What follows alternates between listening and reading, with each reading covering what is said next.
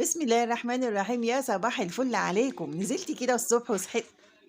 نزلت الصبح، صحيت الصبح بدري ونزلت رحت السوق. بس انا رايحه نايمه وجايه نايمه، حتى انا بعمل لكم الفيديو كمان وانا نايم. والله العظيم الصحيان بدري في رمضان دول بيبقى صعب شويه، ربنا يعين كل واحد يا رب على اكل عيشه. حتى وانا بنقي الخضار من السوق، شوفي جبت قرن الفلفل نص ضارب والله العظيم. تعالي كده اصبح عليكم من الاول. صباح الخير يا حبايب قلبي، كل سنه وانتم طيبين. طول ما انا بعمل فيديوهات في شهر رمضان هزهقكم واقول لكم كل سنه وانتم طيبين. النهارده انا هعمل معاكي المكرونه البشاميل بربع كيلو لحمه بس. بربع صينيه كبيره اللي هي الحجم العائلي.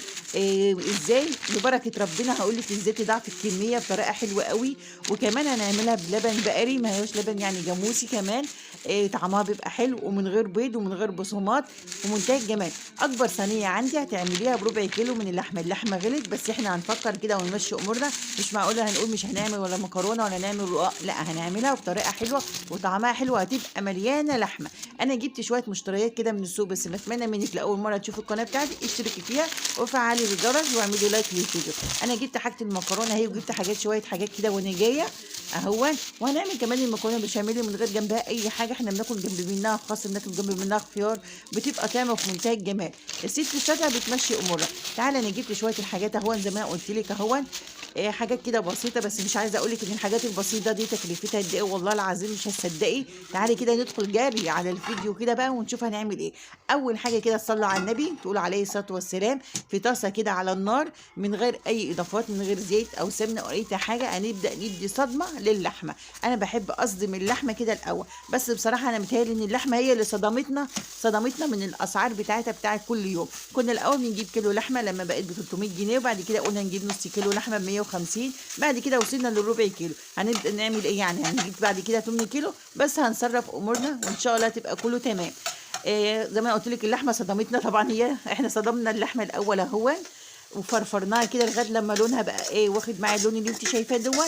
وكسرناها اهو، وبدات نزلت عليها بكميه حلوه قوي من البصل، 3 بصلات، وشويه كده حلوين من القرون الفلفل الاخضر والاصفر والقرن الفلفل الحامي لو انت عايزه. صدقيني الحاجات دي هتكتر لك الكميه، وما تفكريش ان البصل كتير، لا. ده البصل بيسكر لك اللحمه بتاعتك وبيخليها لك طعمه. ونزلت عليها بحوالي بنص كيلو من اللحمه المفرومه، ايوه انزلي عليها بنص كيلو لحمه. لا نص كيلو لحمه ركزي، مش بقول لكم كنت نايمه والله. بنص كيلو من الطماطم المفرومه، وعليهم معلقه صغيره من السكر اللي انا ضفتها قبل الفلفل الاسود، دي معلقه صغيره من السكر، ضفنا الفلفل الاسود. ضفت هنا مكعبين من مرقه الدجاج، مكعب واحد. وبعد كده هنضيف شويه من القرفه وشويه من البهارات المشكله ومعايا الملح.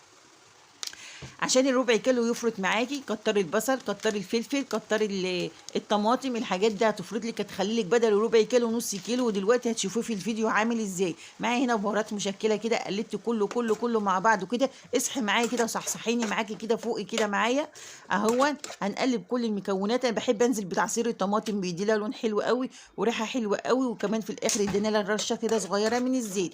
قلبي كله كده مع بعض، وبعد كده هدي عليه النار وسيبيه لغايه لما يستوي، عشان ما تتحرقش معاك. تعالي نعمل البشاميل كده، وهقول لك كل مشاكل البشاميل اللي بيتقابل. ناس تقول لك الدقيق بيكلكع معايا، في ناس بتقولك بيبقى تقيل معايا. هنعمل ايه لو تقيل معايا، وهنعمل ايه لو الدقيق كلكع معايا؟ ايوه كده انا ركزت معاك اهو. اول حاجه انا ضفت الزيت. تعالي نضيف هنا لكل كوبايه لبن هضيف فيها معلقه كبيره من الدقيق، بس ما تكونش معلقه مليانه قوي. خلاص ركزتي معايا؟ يعني انت لو هتضيفي 5 كوبايات من اللبن، هتضيفي عليهم 5 معالق كبار من الدقيق، بس ما تكونش هرميه قوي. هتقلبي كل المكونات دي كلها كده الاول مع الدقيق دي الاول. طب شوفي هنا الدقيق، بصي خليكي مركزه معايا اهو. الدقيق هنا عمل كلكع اهو، شرب كل الزيت. انت لو نزلتي باللبن بعد ما حمصتيه هيكلكع معاك. هنعمل هنضيف له شويه زيت. شفت سهله ازاي وبسيطه ازاي؟ يعني لازم الدقيق كده من الاخر كده زي ما انت شايفه كده سايح ونايح. ايوه لازم أن يكون سايح ونيح كده مع الزيت، ما يكونش كلكع معاكي. لقيتيه شرب الزيت كله وكلكع معاكي، لا ضيفي شويه زيت. شفتي هون عمل ازاي؟ حمصناه، وبعد كده نزلت هنا بكوبايه من الشوربه الساقعه الاول، لان اللبن كان معايا لسه دافي. ما تنزليش باللبن وهو سخن، هيكلكع بردك معاكي. هننزل هنا باللبن وننزل بالشوربه وهننزل بالميه، وكمان انا كنت اخدت وش اللبن اللي في التلاجة عندي حطيته. انا بعملها بلبن بقري على طول، بس عشان خاطر المصداقيه اللبن الموجود قدامك دي لبن جاموسي. انا رحت للست الجميله بتاعتنا ام محمود بتاعه اللبن، قلت لها انا عايزه كيلو لبن بقري. قالت لي خلص يا ست الكل، فجبت منها كيلو لبن جاموسي عشان خاطر المصداقيه، فانا عملته بيه. لكن انا على طول بعملها بلبن بقري، بتبقى حلوه قوي قوي قوي. هنضيف مكعب مرقه، هنضيف فلفل اسود، وهنضيف الملح ورشه جوز الطيب. شوفي جوز الطيب نطت مني وقعت في قلب اللبن. مش بقولك انا كنت نايمه اليوم ده والله العظيم، رايحه جايه كل حاجه كده حتى في اوضه المطبخ، يعني الحمد لله لحقتها، كانت هتولع مني. خلاص، يبقى انت لو الدقيق معاكي شرب الماده الدهنيه كلها ولقيتيه كلكع معاكي كده، هيكلكع، تفكيه بشويه زيت. لازم الدقيق يكون سايح ونايح كده في الزيت. خلاص. طب انت لو عملتي البشاميل وطلع تقيل معاكي، هتزودي له شويه من الميه. عندكيش ميه، حطي له شويه من الشوربه. ما عندكيش شوربه، حطي له لبن. يعني انت لو ما عندكيش لبن، حطي له شويه ميه، حطي شويه شوربه. الحاجات دي بتطعمهولك وبتخليهولك حلو قوي. هنا شوفي هنا بقى البتاعه دي يعني اسمها ايه؟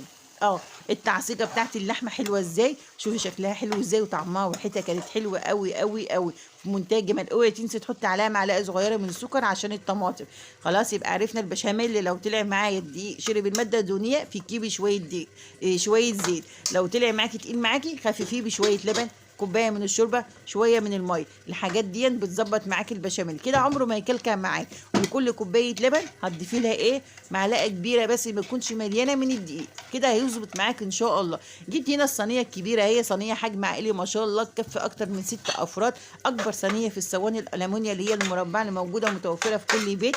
هننزل كده دهنتها شويه زيت الاول، وبعد كده نزلت بكميه من المكرونه، ما نزلتش بيها كلها، ونزلت بالبشاميل. بدات اضيف عليها البشاميل واحده واحده، كل ما الاقيها عايزه شويه بشاميل بقيت اضيف لها، زي ما انا غرقتها لك كده بالبشاميل اهو.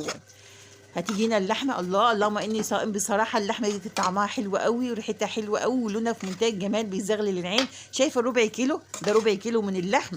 شوف هيعمل لك صينيه ازاي ومليانه، وما هياش متلحسه يعني واصل الناس تقول ده انت ملحساها لحمه. لا والله مليانه من اللحمه، هي شايفه ما هياش متلحسه لحمه ولا لقيتها حاجه خالص اهو. هنبدا نوزع كده الربع كيلو اللحمه في قلب الصينيه. شوفوا ما شاء الله، شفت البركه من عند ربنا حلوه ازاي، فرت معاك. هتضغطي بيه وتسويه كده الاول زي ما انت شايفه كده، انا سويته وضغطت بيه. وهنجيب شويه بشاميل كده وهنقوم نازلين، وهننزل ببقيه المكرونه. المكرونه طبعا انا سلقتها بمعلقه من الملح وما حطيتلهاش زيت. المكرونه البشاميل ما تضيفلهاش زيت وانت بتسلقيها. وبعد كده صفيتها، وبعد كده بقيت اشتغل بقى على طول اهون. وبعد كده نزلت ببقيه المكرونه، ونزلت بعد كده بقيه البشاميل. كل ما البشاميل يكون تقيل معاكي، كل ما يكون حلو قوي. ولازم البشاميل يغطي كده المكرونه عشان خاطر ما تنشفش معاكي. خلاص، يعني انت ممكن تعملي كوبايتين لبن عليهم كوبايتين ميه. عندك شوربه، حطي شوربه، بيبقى طعم قوي قوي بالشوربه اهوان. هتبداي توزعي وتساوي كده البشاميل بتاعك على الصينيه. طبعا ايوه كده، تركات وحركات، وخليكي فايقه معايا وصاحيه كده، وخليكي معاكي خليكي معايا كده لاخر الفيديو. دخلنا المكرونه كده الصينيه بتاعتنا، ولعت عليها الشوايه من تحت، شفتي بتغلي ازاي؟ عايزه اقول لك الريحه الريحه يا كريمه ما اقولكيش، خطيره خطيره خطيره. وولعت عليها الشوايه كده من فوق، تاخد تحمر وتاخد لون من غير بيض من غير بصمات. شايفه طالعه حلو ازاي، ولما بتبرد معاكي بتطلع خرط. عملت هنا الكوكتيل بتاع الفواكه اللي انت كنت لو شفتي الفيديو من الاول وكده كنت جايبه موز، وكنت جبت ربع كيلو تفاح يا جماعه، وجبت هنا فراوله، عصرت هنا المانجا زي ما احنا بنعمل. وعملت هنا القطايف اهون. حاضر اهون. وادي صينيه المكرونه البشاميل اللي طلعت معانا في منتهى الجمال. اتمنى مني كده ما تنسنيش باللايك، واكتبي لي انت بتتابعيني من اي بلد. والسلام عليكم ورحمه الله وبركاته.